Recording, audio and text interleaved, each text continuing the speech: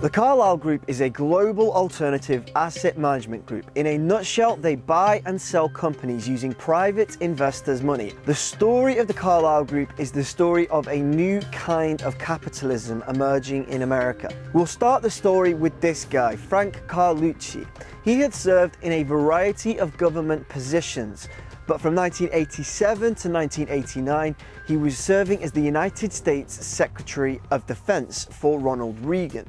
He changed the rules on procurement at the Pentagon so that companies would be put on long-term supply contracts. He also had to cooperate with Operation 111 Wind, an investigation looking into corruption at the Pentagon with officials being bribed to secure large defense contracts. 6 days after he finished his term as Defense Secretary, he went straight to the Carlyle Group. And he advised Carlyle to take a look at a company called BDM. They had been hit hard by Operation Wind, and their share price had plummeted. Eventually, Carlyle acquired BDM for $130 million. It was a steal, because it turned out that BDM were on a long-term contract with the Pentagon. Is it possible that a person like Frank Carlucci might have known which companies were on long-term contracts and which were not? Who knows, but the Carlyle Group sold BDM in 1997 for $975 million. After Frank Carlucci came the appointment of James Baker. He had worked in politics for 18 years. He'd led presidential campaigns for President Ford, Reagan, and Bush. He'd served as Chief of Staff, as Secretary of the Treasury, and eventually as Secretary of State under George Herbert Walker Bush. He was and is a big deal. People know me. I'm kind of a big deal. But it wasn't going to just be former White House staff joining the ranks at Carlyle. Before long, the former president himself, George Bush Sr., would be giving speeches on Carlyle's behalf. He was senior advisor to Carlyle's Asia Investment Board. Neither the Carlyle Group nor the former president have been forthcoming in the way that he was remunerated for his relationship with the Carlyle Group. The former South Korean president, Park Tae-jun, was also now working for Carlyle, and he'd helped them secure nearly $1 billion in Koram Bank. So when George Bush Jr. gave the United States a pretty radical change in policy towards North Korea, North Korea is a regime arming with missiles and weapons of mass destruction while starving its citizens. States like these and their terrorist allies constitute an axis of evil, arming to threaten the peace of the world by seeking weapons of mass destruction. It did not go down well in South Korea.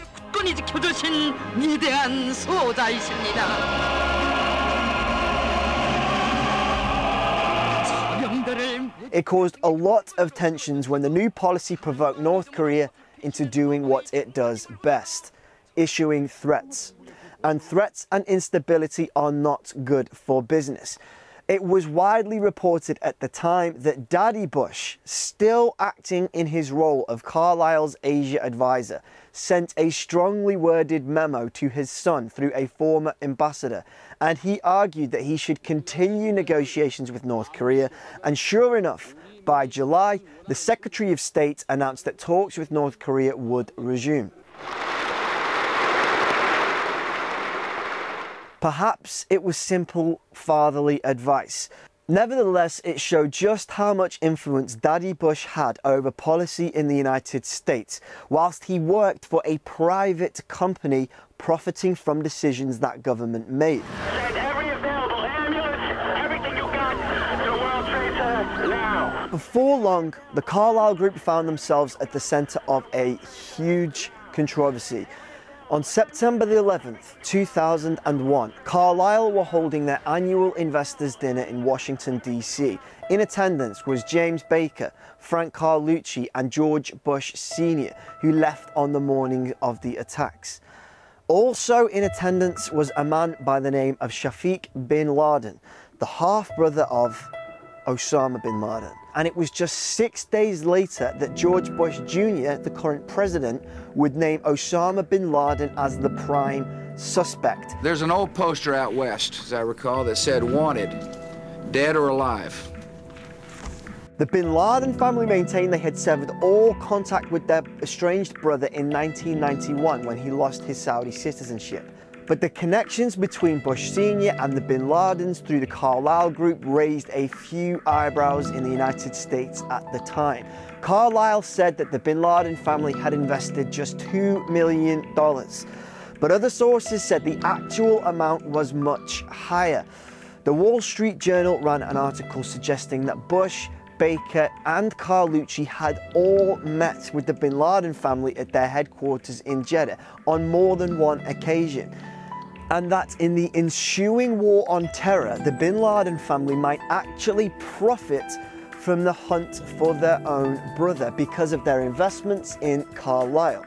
So Carlyle were forced to terminate the relationship between themselves and the bin Laden family, and it was all pretty embarrassing. But they managed their way through the PR catastrophe quite well. Cynthia McKinney, who sat in the House of Representatives at the time, said it is known that President Bush's father, through the Carlyle Group, had at the time of the attacks joint business interests with the bin Laden construction company and many defense industry holdings, the stocks of which have soared since September the 11th.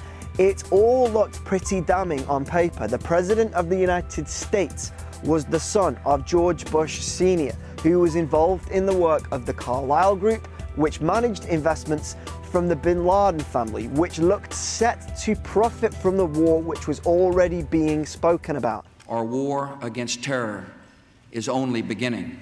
It wasn't made much better when the President, George Bush Jr., announced a massive increase in defense spending in 2003. My budget nearly doubles funding for a sustained strategy. It was made all the more potent by an earmark in the defense budget of $476 million for the development of a mobile howitzer gun called the Crusader, which was manufactured by a company called United Defense, who were owned by, you guessed it, the Carlyle Group. Carlyle's head of communications, Christopher Ullman, would later say it was one of Carlyle's best investments. Defense contractors weren't the only companies increasing their share price in the years following September the 11th. Intelligence agencies were starting to swell too. For more information about that, take a look at our video on the history of NSA wiretapping. It's there.